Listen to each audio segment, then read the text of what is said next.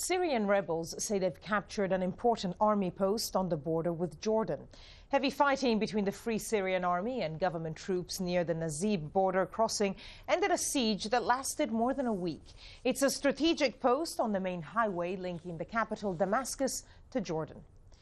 Well, activists say a barrage of rockets has hit a contested area on the edge of Damascus, killing several people and trapping others under rubble. Amateur video shows buildings on fire in Barzeh district and residents searching for survivors. The man filming said the attack was carried out using ground-to-ground rockets. Barzeh is a stronghold of the opposition Free Syrian Army. Well, the United Nations Children's Fund, better known as UNICEF, has warned that it will soon run out of money to cope with the vast influx of Syrian refugees into neighbouring countries. By the end of the year, it estimates that there will be more than 1.2 million Syrian refugees in Jordan, which is the equivalent of a fifth of its population. And the UN says it's only received a third of the money that it needs to help them.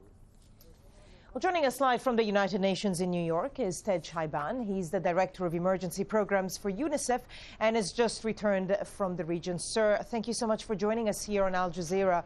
So UNICEF says it's going to run out of money soon. What exactly does soon mean? How long will that take? And what impact will it have for the people on the ground?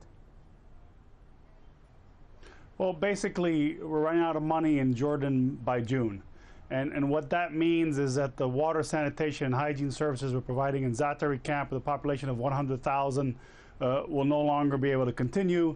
There's also a need for a second camp in Azraq with the continuing influx of refugees. That also needs water infrastructure. That too will not be possible.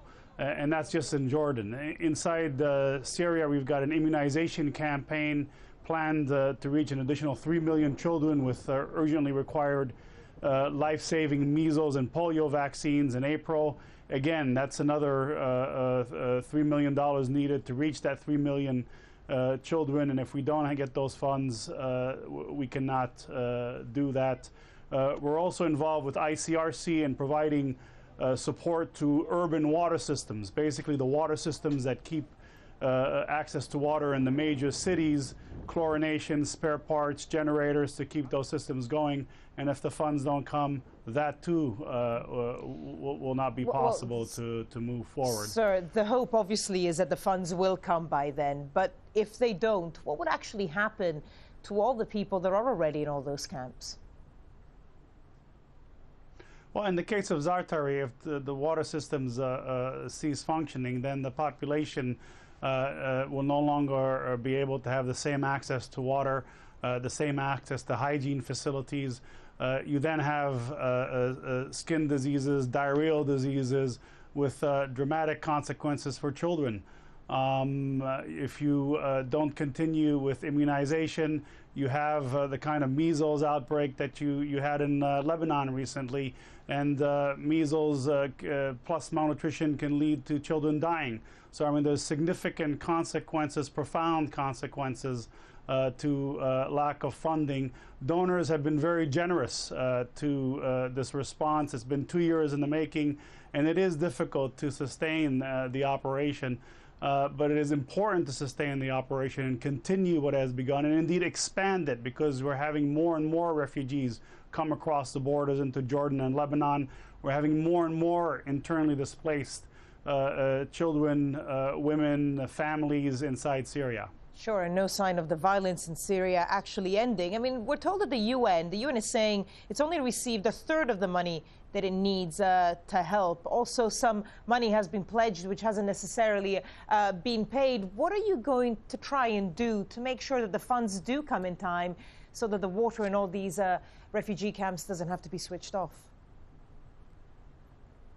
Well, in the case of UNICEF, we've received about 29% of the $196 million that we need to sustain the operation inside Syria and in neighboring countries.